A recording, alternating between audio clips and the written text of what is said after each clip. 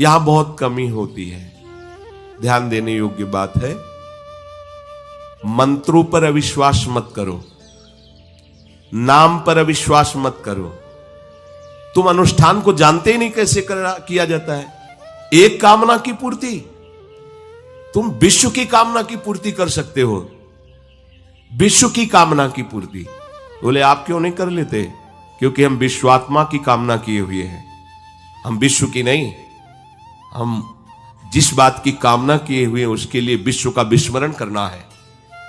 मन मन की रुचि जान नेह विधि अनुसरे। हम प्रियालाल की मन की बात जानकर उनकी सेवा में रत होना चाहते हैं। नहीं, नाम और मंत्र में इतनी ताकत है, आप उसको समझ नहीं पाए। आप विचार करके देखिए, जब कोई पवित्र अनुष्ठान कोई राक्षस करता था तो बहुत पहले से ही वो मदिरा त्याग देता था, मांस खाना त्याग देता था, दूसरे की निंदा करना त्याग देता था, अपवित्रता का त्याग कर देता। परम पवित्र ऋषियों की तरह होकर वो तब अनुष्ठान करता था, यद्यपि वो जगत विनाश के लिए अनुष्ठान होता, पर उसके लिए भी पवित्रता की ऐसी आवश्यकता थी। अब आप बेविचार करो, शराब पियो, मांस खाओ, गंदे आचरण करो और बोलो हमने राधा राधा कहा लेकिन काम नहीं बना। वो बोल रहे थे कि कितना भी बड़ा संकट हो, फिर बोल रहे हैं। अगर भयानक से भयानक विपत्ति को ऐसे न नष्ट कर दे तो बता देना, कृष्णाय वासुदेवाय हरे परमात्मने प्रणतः क्लेश नाशाय गोविंदाय नमो। इसका जप करो और जब तक तुम्हारा काम पूरा ना हो जाए ब्रह्मचर्य से रहो। झूठ मत बोलना, मदिरा मत पीना, मांस मत खाना, और ना काम हो जाए तो हमें बताना कि भारी से भारी विपत्ति का नाश करके भगवान श्री कृष्ण का आश्रय उसे ऊंचे उठा देगा, इस जगत की धरा से उठा देगा। विश्वास नहीं? आप मदिरा पियो, मांस खाओ, बेविचार करो, सोचो 1 2 लाख महात्मा को दे देंगे, हमारी कामना पूर्ति हो जाएगी। बिल्कुल भूल में मत रहना। आपको संशय होता है नाम पे, संशय होता है मंत्रों पे, संशय होता है शास्त्र के विधान पर। आप चलते हो शास्त्र विधान से? कहां चलते हो? अरे हम जब कह रहे हैं कोई राक्षस भी अनुष्ठान करता था तो वो इन नियमों का पालन करता था। इतना अनुष्ठान में कि मेघनाथ को पैरों से मार रहे हैं बंदर भालू, पर वो ना मंत्र छोड़ रहा है, ना हिल रहा है, ना उनकी तरफ देख रहा है। इतना सहनशील होना चाहिए अनुष्ठान के लिए। किसी कामना की पूर्ति के लिए सांगोपांग अनुष्ठान करो, भला कामना की पूर्ति ना हो जाए? नहीं। आप शास्त्रों में पढ़ के देखो, संतान उत्पत्ति के लिए कैसे व्रत, पयोव्रत का कैसे अनुष्ठान किया। पवित्र रह करके इतनी इतनी मात्रा में ये आहार लेना है, इस मंत्र का जब भगवान गर्भ में आ गए। क्या चाहिए तुम्हें? भारी से भारी विपत्ति को दूर करने के लिए आर्त भाव से पुकारो भगवान को। तुम्हें धनी बनना है, अनुष्ठान कीजिए। हम कह रहे किसी विशेष मंत्र आदि की तरफ ना बढ़िए, बोलिए राधा राधा। क्या चाहिए आपको? कृष्ण कृष्ण बोलिए। सब मंत्रों का सार है नाम में, आप बोलिए तो नाम। पवित्र होइए, गंदे आचरण छोड़िए। क्या चाहिए आपको? भगवान का नाम जहां गूंजता है वहां ऐश्वर्य अपने आप चरणों में लौटता है।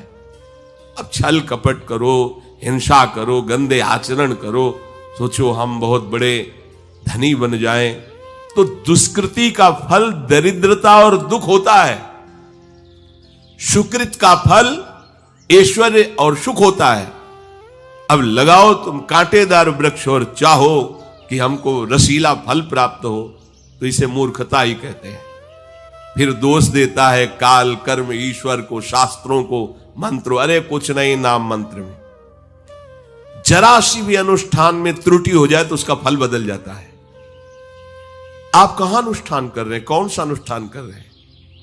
सबसे पहला नियम अनुष्ठान का होता है पवित्र आचरण, ब्रह्मचर्य, सत्यवाद, पवित्र भोजन, संयम से। कोई भी अनुष्ठान कर, किसी भी विषय का अनुष्ठान करके देखो, अभी हो जाएगा।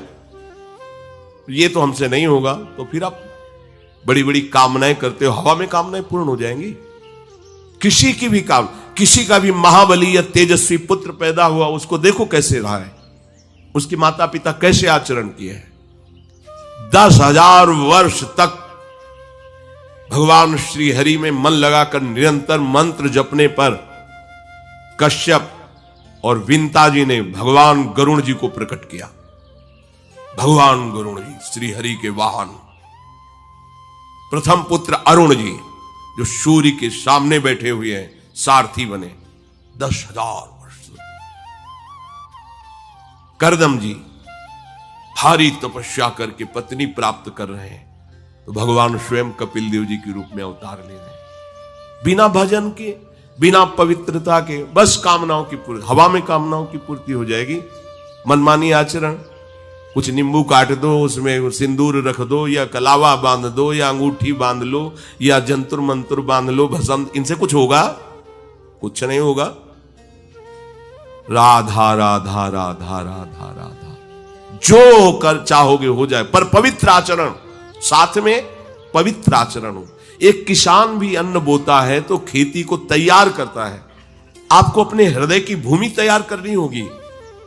कामना पूर्ति के लिए ऐसे थोड़ी चला जाता है। देखो ना, ऐसे एक चपत लगा दी सुरुचि ने, क्योंकि उसकी रुचि के खिलाफ हुआ कि वो पिता की गोद में बैठना चाहते थे। क्षत्रिय बालक माता के पास गए, उनका नाम सुनीति है।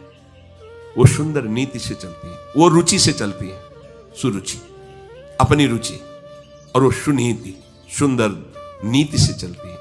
मां, पिताजी ने गोद में बैठाला नहीं और मां ने चपत लगा दी और कहा तू ऐसे कि गर्भ से प्रकट हुआ है, सिंहासन का अधिकारी नहीं। अगर तुझे सिंहासन पर ही बैठना है तो जा तपस्या कर और मेरे गर्भ से प्रकट हो। तपस्या इस बात की कर कि मेरे गर्भ तब कहीं तू पिता की गोद में बैठ सकता है। बोले हां बेटा। महाराज तो मुझे दासी भी मानने के लिए तैयार नहीं है।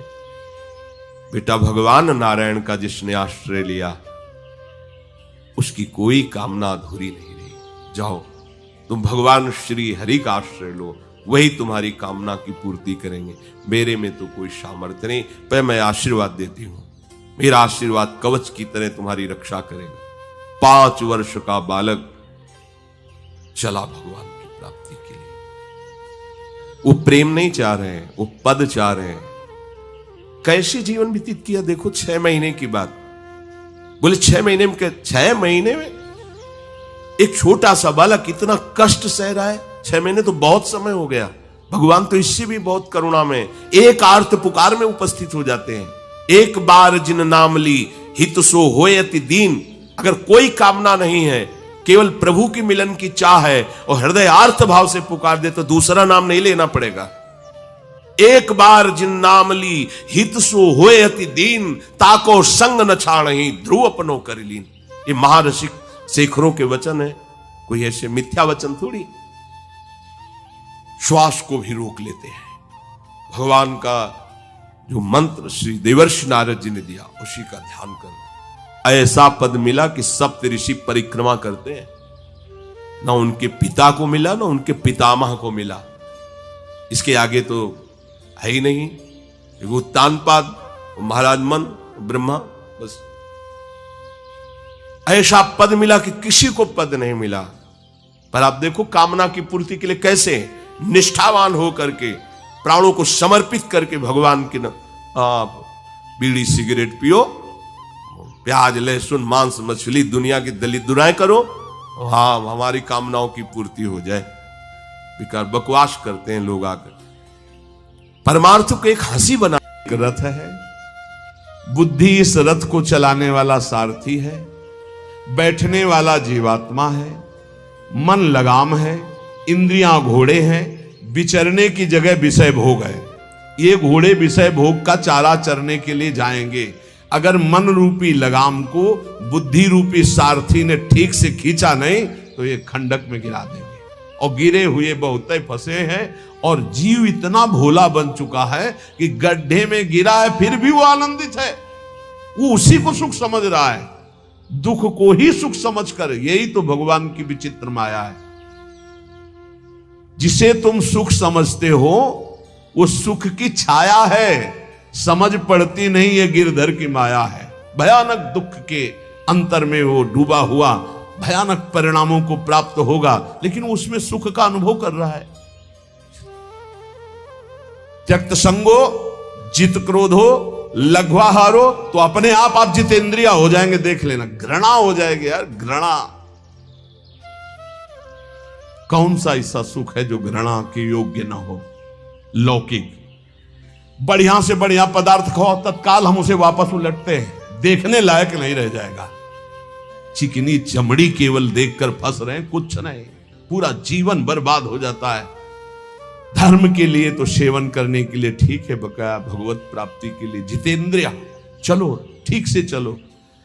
पिधाय बुद्ध्या द्वाराणि मनो ध्याने निवेशयेत्, शून्य स्वेवावकाके गुहासुचो वनेषुचो, नित्य युक्ता सदा योगी ध्यानम सम्यक उपक्रमेत। श्री दत्तात्रेय जी महाराज कह रहे हैं, बुद्धि को परमात्म चिंतन से इतनी बलवान बनाओ कि अपनी इंद्रियों के द्वारों से घसीट कर उसे भगवान में स्थित करो।